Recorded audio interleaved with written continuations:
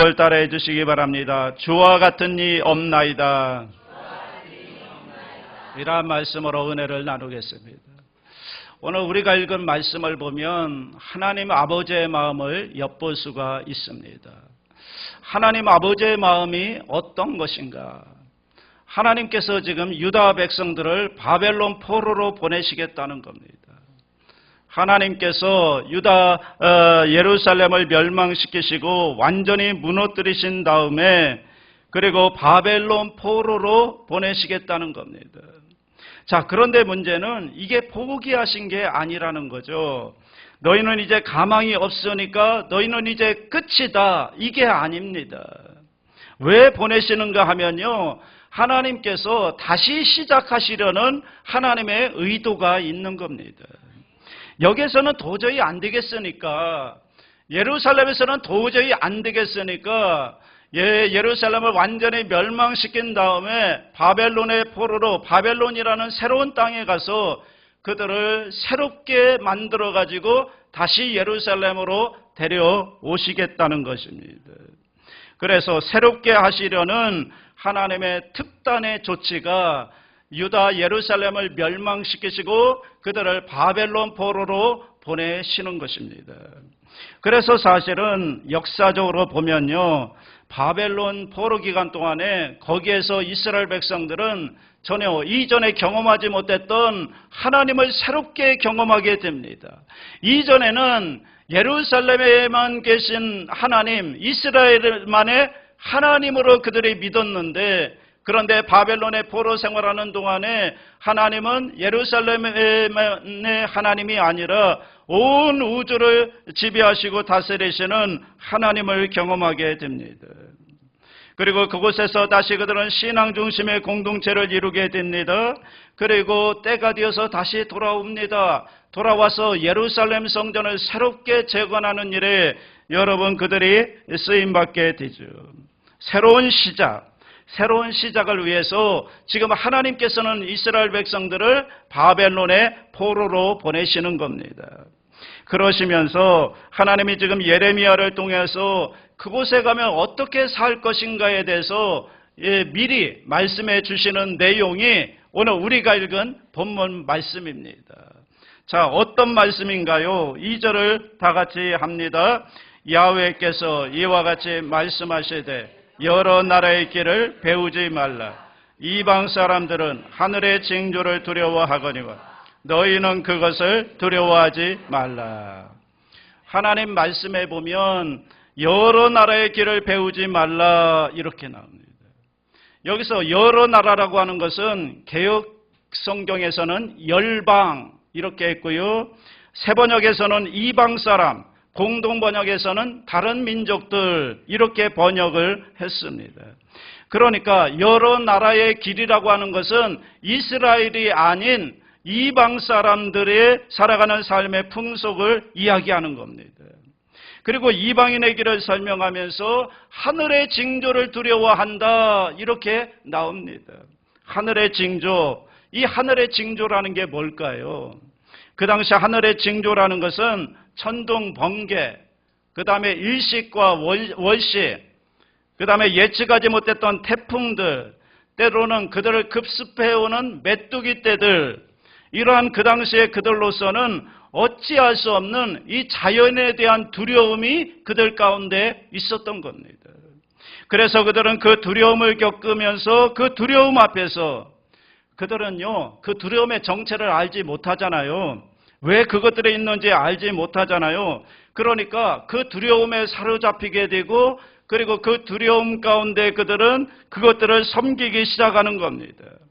그래서 여러분 고대에 나오는 여러 종교들을 보면요, 그들이 무엇을 숭배했는가 하면 태양을 숭배하고 달을 숭배하고 별을 숭배하고 그리고 호랑이를 섬기고 뭔가 나보다 힘이 있는 것들, 두려운 대상들을 그들은 섬겼던 겁니다.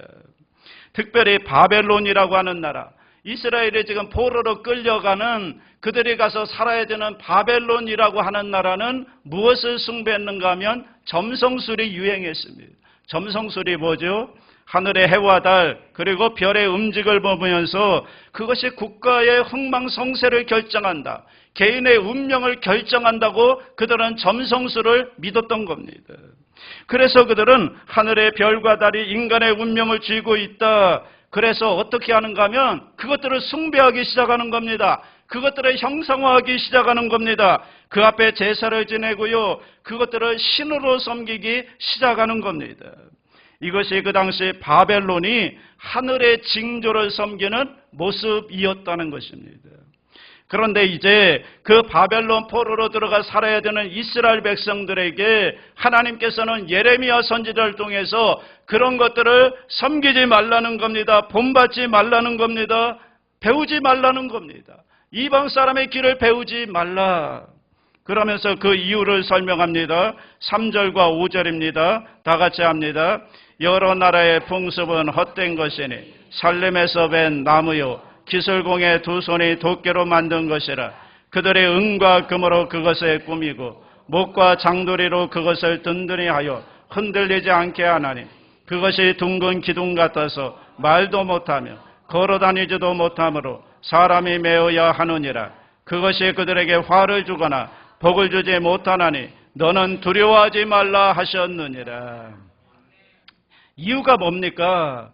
너희들이 그 두려워하는 대상들을 형상화해서 만들어 놓았는데 그 만들어 놓은 게 뭐냐? 너희들이 만든 게 아니냐. 그리고 생명이 없는 거 아니냐. 그런데 왜 마치 그것이 너희에게 화를 주고 너희에게 복을 주는 것처럼 왜 너희들은 어리석게도 그것을 숭배하고 있느냐? 왜 그런 것들을 두려워하고 있느냐?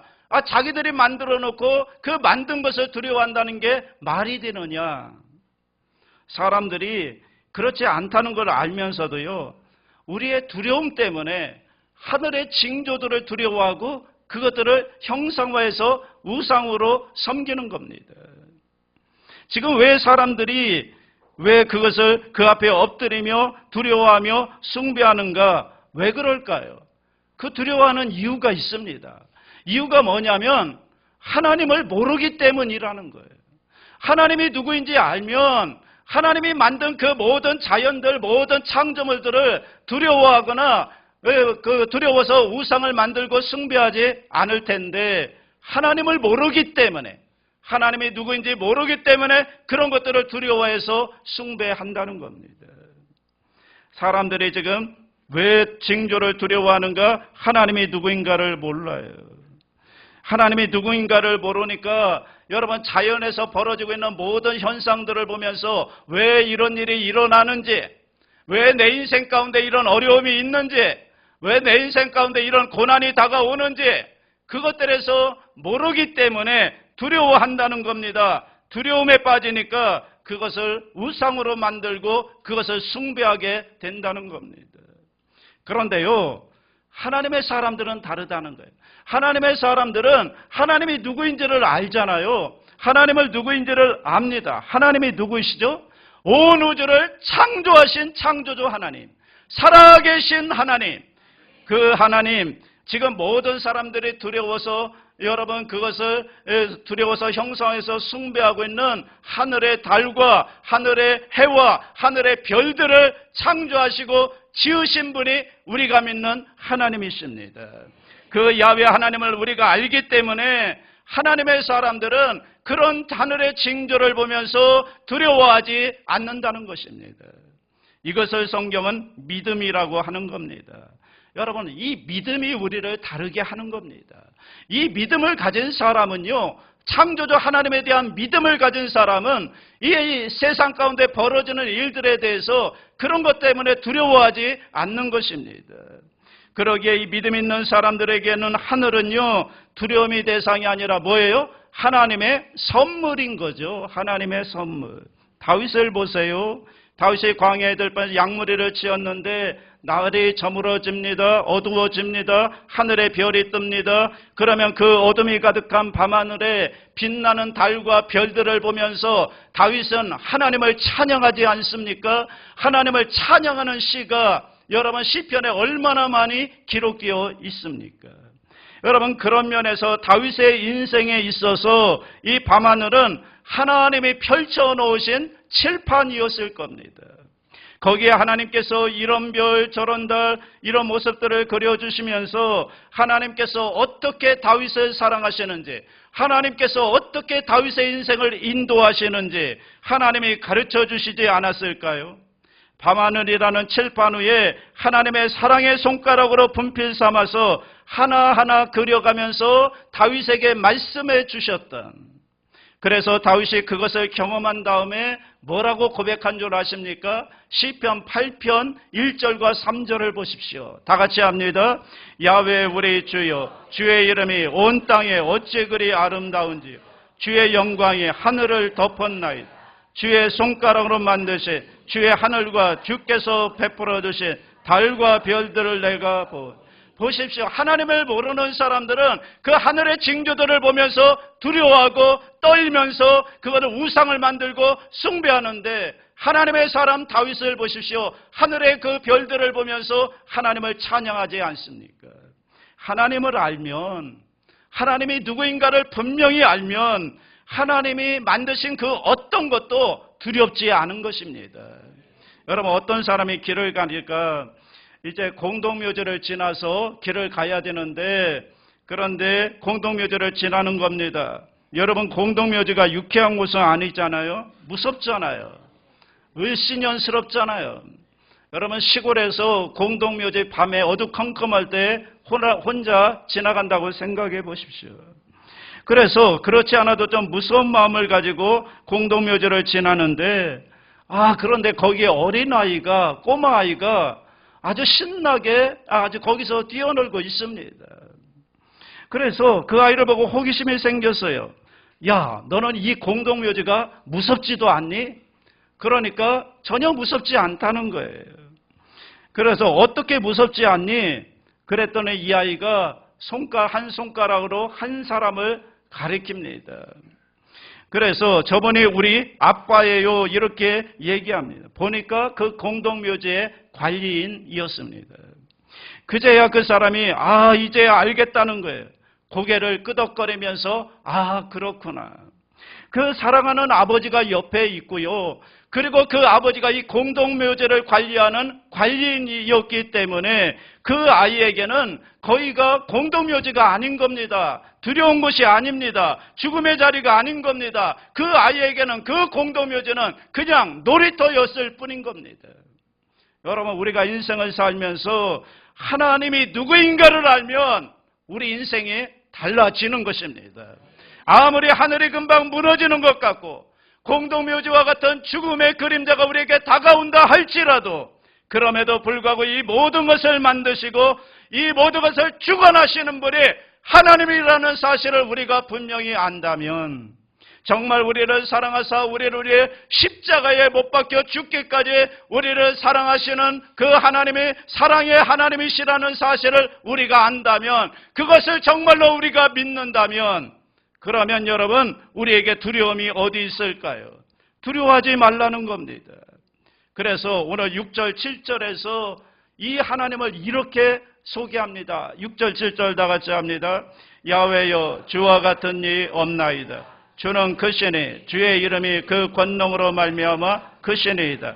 이방 사람들의 왕이시여, 주를 경외하지 아니할 자가 누구리이까? 이는 주께 당연한 일이라. 여러 나라와 여러 왕국들의 지혜로운 자들 가운데 주와 같은 이가 없음이니이다. 하나님은 이렇게 소개하는 겁니다.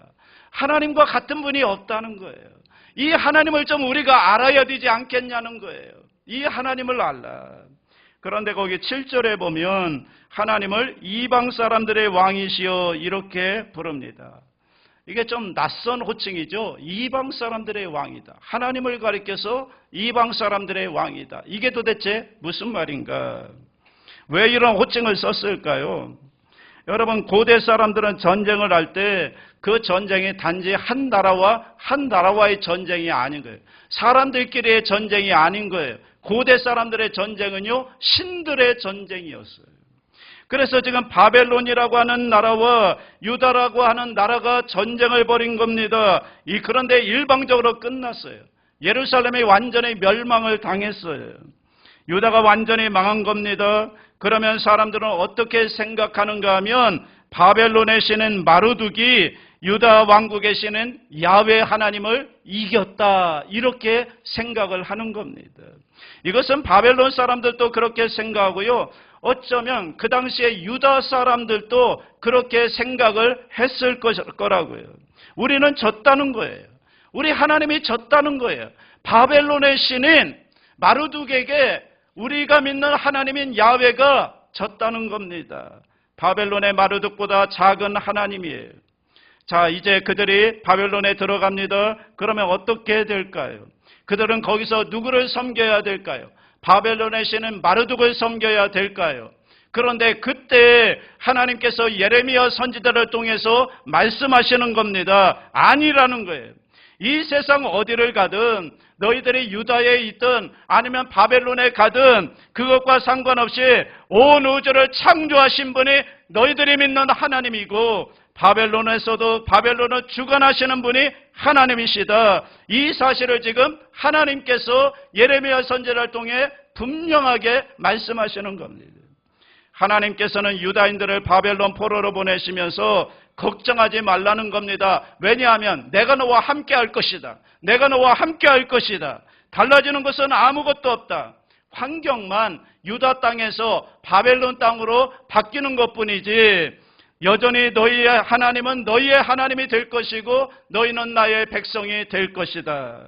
왜냐하면 하나님은요, 예루살렘에만 계시는 하나님이 아니라 온 우주를 창조하신 분이기 때문에 어디나 계시는 하나님이라는 거예요. 예루살렘에만 있는 게 아니라 바벨론에도 계시는 하나님, 어디에나 계시는 하나님, 특별히 바벨론도 주관하시는 하나님이시기 때문에 너희들 걱정하지 말라는 겁니다. 두려워하지 말라는 겁니다. 그 이유는 내가 너희와 함께 할 것이기 때문에 걱정하지 말라는 겁니다. 여러분, 신약에도 보면 이런 말씀이 있잖아요. 마태복음 10장에 보면 예수님께서 제자들을 전도하러 보내시면서 어떻게 표현하는가 하면 양을 이리 가운데 보내는 것과 같도다, 이렇게 말씀하시죠. 여러분, 양은요 이리를 이길 수 없어요. 이리 떼 속으로 들어가면 양은 잡아먹히게 되어 있어요. 그런데 예수님은 양을 이리 속으로 몰아넣고 계십니다. 이유가 뭘까요? 이리에 밥이 되라고 그런 걸까요?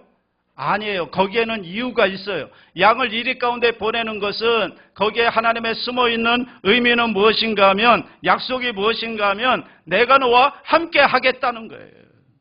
여러분, 내가 너와 함께 할 테니까 걱정하지 말라, 두려워하지 말고 세상 속으로, 이리가 가득한 세상 속으로 나아가라. 내가 너로 하여금 이기게 하겠다, 이렇게 약속해 주시는 것입니다. 여러분, 우리의 힘으로, 우리의 능력으로 세상을 이길 수 없는 양과 같은 존재이지만, 그런데 여러분 그거 아십니까? 우리는 사실 하나님 무서운 줄 잘 모르는데요, 세상과 마귀는요 하나님이 얼마나 무서운 분인지 알아요. 귀신같이 알아요. 그렇기 때문에 양과 같은 우리라 하더라도 하나님이 우리와 함께 하시면, 하나님이 우리와 동행하시면 그 하나님 때문에 여러분 세상은 우리 앞에 피할 수밖에 없는 겁니다. 우리는 하나님이 얼마나 무서운 분인지 잘 모르지만 마귀는 안다니까요. 세상은 안다니까요. 그렇기 때문에 양과 같은 우리라 할지라도 하나님과 동행하면, 하나님이 우리와 함께 하시면 그 하나님 때문에 세상은 두려워 떠는 겁니다. 우리 앞에 무릎을 꿇는 겁니다. 하나님 때문에. 세상이 우리 때문이 아니라 누구 때문에요? 우리와 함께 하시는 하나님 때문에. 그 하나님이 얼마나 무서운 분인지를 알기 때문에 하나님과 함께 나가면 여러분 세상을 우리 앞에 무릎 꿇을 수밖에 없다는 것입니다. 여러분, 믿음 없이 그냥 살다가 어느 날 보면 골리앗이 나타나요. 그래서 그 골리앗을 바라보게 되면요, 그 골리앗을 묵상하게 되면요, 두려움 가운데 빠지는 겁니다. 하나님에 대한 믿음은 싹 없어지고요, 이 골리앗 앞에 근심과 걱정 가운데, 그리고 두려움 가운데 빠질 수밖에 없습니다. 하나님 바라보지 못하고 골리앗만 바라보면요, 그러면 거기에 소망이 없는 겁니다. 그런데 여러분 다윗을 보십시오. 다윗은 골리앗을 보지 않았습니다. 먼저 무엇을 보았는가 하면 하나님을 바라보았습니다. 하나님의 눈으로 골리앗을 바라보았더니 그 골리앗은 아무것도 아닌 거였습니다. 하나님을 바라봐야 되는 겁니다. 거기에서 용기가 있고요. 골리앗을 이길 수 있는 능력이 거기에서 나오는 줄로 믿습니다. 사랑하는 여러분, 하나님은 오늘 또 우리를 이 세상에 보내십니다. 하나님은요, 우리가 이 교회 안에만 머물라고 말씀하지 않습니다. 바벨론과 같은 세상으로 하나님은 우리를 보내시는 것입니다. 여러분, 믿음이라고 하는 것은요, 교회 안에서만 믿는 게 아니잖아요. 믿음은 어디에서 믿는 거예요? 세상에서 믿는 겁니다. 세상의 법이 난무하는 사탄이 지배하고 있는, 우리를 무너뜨리려고 유혹하는 세력이 많이 있는 세상 가운데서 우리가 하나님의 자녀로서 하나님의 말씀대로 하나님의 뜻대로 어떻게 순종하며 살아갈 것인가. 여러분, 이것이 오늘 우리가 감당해야 될 믿음의 길인 줄로 믿습니다. 믿음이라고 하는 것은요, 교회 안에서 예배 드리는 것으로만 끝나는 게 믿음이 아니라는 거예요. 여기서 예배를 드렸습니까? 그러면 그 받은 은혜를 가지고 여러분 세상으로 나가야 되는 겁니다. 여러분의 가정으로, 직장으로, 삶의 현장으로 나아가서 하나님과 동행하면서 하나님의 말씀에 따라서 순종하며 살아가면서 믿음이 무엇인지, 하나님을 믿는 것이 무엇인지를 세상 가운데 나타내고 보여주어야 하는 것입니다. 그리고 하나님 말씀에 순종하며 살아갈 때 그 가운데 일어나는 여러 가지 역사들을 우리가 간증으로, 여러분, 우리가 서로 간증하며 하나님께 얘기할 수 있어야 하는 것, 이것이 믿음의 길인 줄로 믿습니다. 여러분, 믿음은 약한 게 아닙니다. 믿음을 가지고 나가면요, 어린 다윗도요, 골리앗 같은 그 거대한 체구를 무너뜨릴 수가 있는 것입니다. 이것이 믿음의 힘입니다. 그런데 언제부터인가 우리가 그 믿음을 놓치고 있는 것이 아닌가. 험한 세상 속에서 어느 순간 우리는 세상에 두려워지기 시작했습니다. 그래서 세상과 타협해버리고 그냥 세상 앞에, 세상의 물결 앞에 그냥 무릎 꿇고 그렇게 그냥 타협하며 살아가고 있는 것은 아닌지.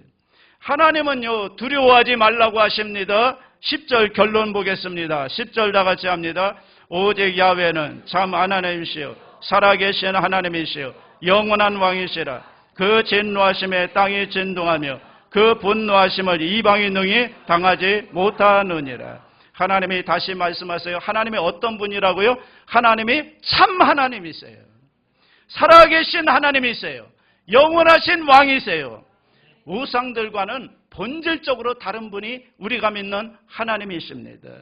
그래서 어떻게 됩니까? 결국 그 진노하심이 온 땅에 진동할 것이고요. 그 분노하심을 이방이 능히 당해내지 못할 것이다. 이렇게 성경은 얘기합니다. 결국은 뭡니까? 결국은 하나님이 승리하신다는 거예요. 결국은요, 천지를 창조하신 살아계신 하나님, 참 하나님, 영원한 왕이신 하나님께서 결국은 승리하실 것이다. 그리고 우리도 이긴다라는 겁니다. 그렇기 때문에 우리의 미래는 해피엔딩입니다. 우리 예수 믿는 사람들은요, 우리에게 분명한 미래가 보장되어 있습니다. 오늘 우리가 살아가는 삶의 현장 속에서도 하나님이 지켜주시고 보장해 주시는 그런 은혜가 있지만 우리의 확실한 미래의 보장은, 하나님의 보장은 미래에 있는 겁니다. 우리의 미래는 어떤 것이죠? 모든 것이 합력하여 선을 이루어 가시는 하나님의 손길이 함께하고 있는 것입니다. 사실은요, 이 세상도 미래를 얘기합니다. 이것을 미래학이라고 합니다. 그 과거와 현재에 있던 것들을 여러분 여러 가지 일들을 논리적으로 잘 정돈해서 그래서 앞으로 어떻게 될 것이다 이렇게 미래에 전망하는 것, 세상에서 말하는 미래학입니다. 그런데 여러분 모든 미래학의 공통된 결론이 뭔지 아십니까? 미래가 없다. 이게 결론입니다. 그러니까 여기에는 별로 소망이 없습니다. 그런데 여러분, 믿음의 세계는, 믿음의 사람들은 다르다는 것입니다. 믿음으로 보는 미래, 이것을 우리가 뭐라고 말하는가 하면 종말론이라고 하는 겁니다. 종말론은요, 하나님의 약속을 봅니다. 미래 종말에 있어질 하나님의 약속을 믿는 것이고요. 그 하나님의 약속으로부터 오늘 우리가 살고 있는 삶을 여러분 조명하는 겁니다. 그러니까 미래에 있어질 하나님의 약속을 통해서 오늘의 우리의 삶을 조명해 보는 겁니다. 그러면 거기에는 언제나 뭐가 있어요? 소망이 있습니다. 언제나 해피엔딩입니다. 왜냐하면 거기에는 언제나 하나님이 함께 계시기 때문에 그런 것입니다. 그렇기 때문에 오늘 우리는 우리에게 일어난 삶의 현상들을 보면서 그것 때문에 두려워하고 그것 때문에 가슴 아파하고 그것 때문에 우리의 삶이 흐트러질 것이 아니라 멀리 보는 것입니다. 눈을 들어 하나님을 바라보는 것입니다. 종말에 하나님이 약속해 주신 그 약속의 말씀들을 붙드는 것입니다. 그러면 언제나 우리는 소망 가운데 살아갈 수가 있는 것입니다. 믿음이라고 하는 것은요, 현재를 보면서 미래를 보는 게 아닙니다. 믿음은요, 그 반대예요. 미래를 보면서 하나님께서 역사하실 그때를 보면서 하나님 나라를 보면서 오늘 우리의 삶을 보는 겁니다. 이게 종말론입니다. 하나님의 약속을 먼저 보는 겁니다. 미래에 하나님이 약속해 놓은 게 있잖아요. 천국을 약속해 놓으셨잖아요. 하나님 나라를 약속해 놓으셨잖아요. 영생과 부활을 약속해 놓으셨잖아요. 그 미래의 관점으로 오늘 나의 삶을 비추어 보는 것입니다. 그러면 여러분, 우리 삶이 달라지지 않을까요? 언젠가 캄보디아에서 사역하고 있는 후배 선교사가 저에게 편지를 보내주면서 기도해달라고 자기의 사역을 쭉 소개하면서 편지를 보내왔는데 그 편지의 마지막 끝부분에 그분의 한 이야기가 기억에 남습니다. 최선을 다했습니다. 나머지는 하나님께서 어떻게 채우실지 기대하고 있습니다. 나머지는 최선을 다했습니다. 나머지는 하나님께서 어떻게 채우실지 기대하고 있습니다. 이것이 오늘 우리가 누리는 가장 큰 복이 아닐까. 여러분, 최선을 다해 살아야 합니다. 여러분의 인생 정말 치열하게 살아야 합니다. 하나님의 말씀대로 어떻게 하면 하나님의 뜻을 이루며 살까 고민하면서 여러분은 주어진 삶의 현장에서 정말 치열하게 최선을 다하여 살아야 됩니다. 그런데 그것으로 끝인가요? 아니에요. 그 다음에는 뭡니까? 하나님께서 어떻게 우리를 인도하실지, 하나님께서 어떻게 이것들을 채워가실지 여러분 이것을 기대하며 살아야 되는 것입니다. 왜냐하면 우리 인생 가운데 가장 좋은 날은 아직 오지 않았기 때문에 그날이 다가오고 있습니다. 그날을 통해 오늘 우리를 보는 것입니다. 여러분 두려워하지 마시기 바랍니다. 이 세상 우리가 살아가는 게 만만치 않죠. 이 세상 속에서 하나님의 사람으로 하나님의 말씀에 순종하며 하나님의 뜻대로 산다는 거 결코 쉬운 일이 아닙니다. 그러나 여러분 절대로 포기하지 마십시오. 왜냐하면 하나님께서 우리와 함께 하시고 하나님께서 결국은 우리로 하여금 승리하게 하실 것이기 때문에 모든 것이 합력하여 선을 이룰 것이기 때문에 결코 지금 현실이 어렵다고 해서 좌절하거나 실망하거나 포기하지 마십시오. 순간순간 우리와 함께 하시며 우리를 붙들어 주시는 하나님의 손길이 여러분과 함께하고 있습니다. 다시 한번 힘을 내서 일어나십시오. 여러분 삶 속에 하나님의 나라가 임하도록 여러분의 삶의 현장에서 하나님 앞에 기도하면서 하나님 나라가 이루어지도록 여러분의 있는 자리에서 말씀대로 실천하며 살아가십시오. 그때 하나님께서 우리를 통해서 하나님께서 이루어 가시는 하나님의 놀라운 은혜가 저와 여러분 가운데 함께할 줄로 믿습니다. 사랑의 주님 은혜를 감사드립니다. 하나님이 온 우주 만물의 창조주이심을 저희가 분명히 알게 하여 주옵소서. 하나님이 누구인지를 알므로 하늘의 징조와 세상과 마귀를 두려워하지 않는 담대한 성도들이 되게 하여 주옵소서. 오히려 하나님을 알기 때문에 현실의 어려움 가운데서도 낙심하거나 절망하거나 포기하지 말고 끝까지 믿음으로 승리하며 살아가게 도와주시옵소서. 모든 것이 합력하여 선을 이루어 가시는 하나님의 손길이 우리와 함께 하시기에 결국 우리 인생은 승리할 것입니다. 해피엔딩이 될 것입니다. 이 믿음 가지고 하나님 바라보고 다시 한번 힘을 내서 소망 가운데 살아가는 저희 모두가 되게 하여 주시옵소서. 감사드리며 예수님의 이름으로 기도하옵나이다.